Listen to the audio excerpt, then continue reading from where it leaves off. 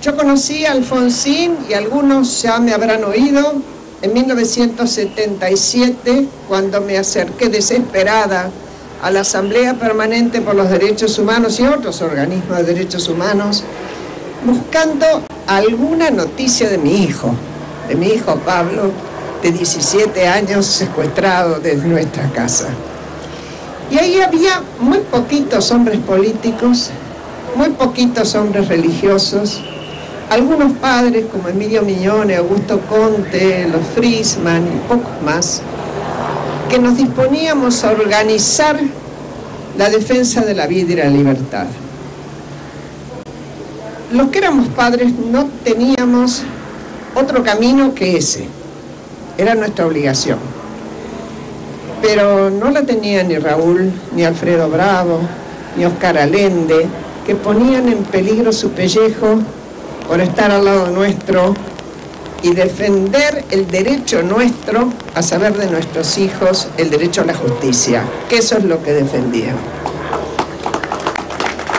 A Alfredo le costó un secuestro, 13 días de feroz tortura, y salvó la vida porque hubo un movimiento interno de los políticos encabezados por Alfonsín y externo que llevaron a movilizar la opinión pública.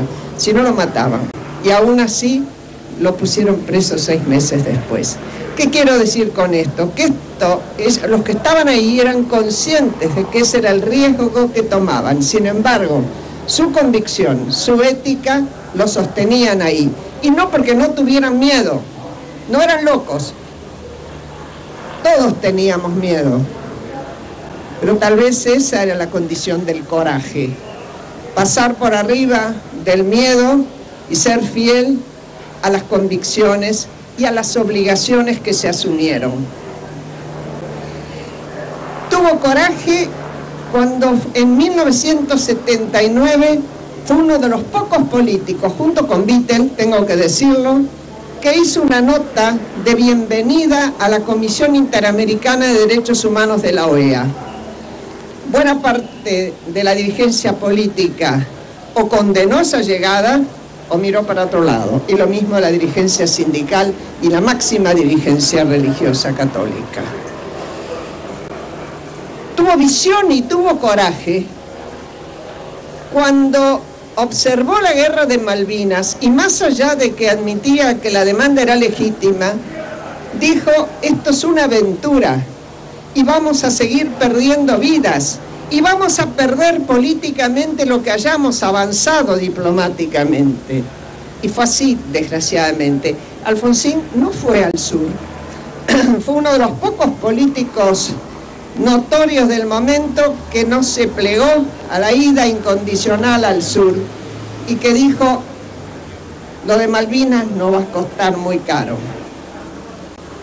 Tuvo visión cuando comprendió que la sociedad argentina estaba harta de que sus dirigencias, no sabiendo dirimir sus diferencias políticas, recurrieran a los cuarteles y que para poner el orden hubiera gobiernos militares.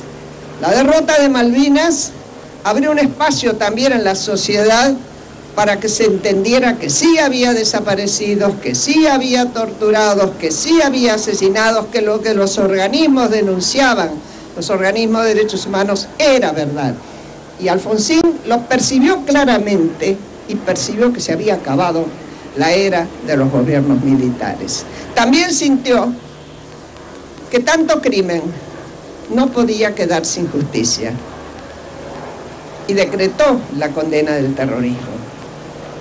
Formó la comisión, como ya se recordó acá, una comisión de gente que no estaba acostumbrada a trabajar juntas, pero que supo sintonizar con lo que quería la sociedad, que trabajó acumulando pruebas y que esas pruebas fueron la base después del juicio que es inédito en el mundo. Yo leía en algún periódico extranjero diciendo ahora, con la muerte de Alfonsín, que había sido el hacedor del Nuremberg argentino. No es verdad.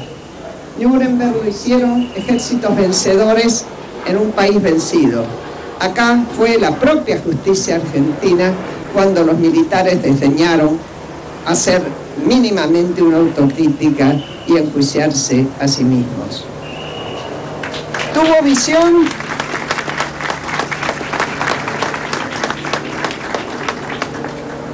visión y coraje cuando, sin duda, sin haber tenido ninguna duda, estimuló ese juicio, porque creía que con eso se ponía una bisagra en la historia de nuestro país. Y es cierto, hoy cuando se recuerda el alegato de Estracera con el nunca más y la condena que le tocó a León Aslañán leer porque era su circunstancial presidente en la Cámara Federal. Yo no me voy a... Bueno, antes tengo que recordar cómo se enfrentó con los caras pintadas, con esos que resistían presentarse ante la justicia. Y cómo yo me enojé con él. Me enojé mucho y obviamente porque sentía que se le restaba justicia a mi hijo cuando vino la ley de obediencia debida. Sin embargo, con el tiempo entendí que es función de un mandatario tomar decisiones porque para eso los votaron. Y que a lo mejor esas decisiones le duelen, pero que tiene que hacerlo si cree honestamente, como creo que él creyó honestamente, que con eso se evitaba derramamiento de sangre. Y Alfonsín era un pacifista.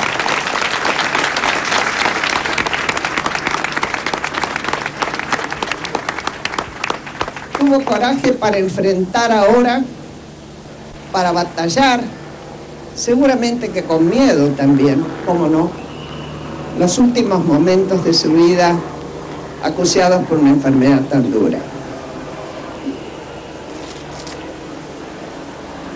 Raúl Alfonsín, te vamos a recordar por tu bonomía,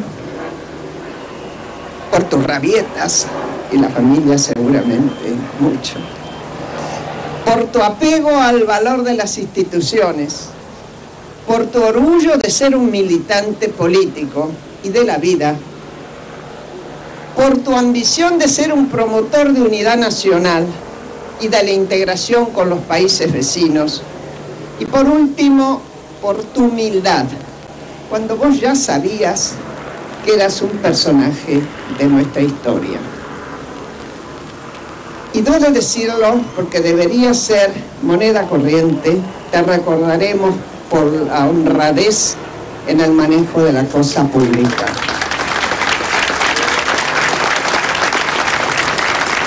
En nombre de mi familia, de mis amigos, adiós presidente, adiós compañero, adiós amigo.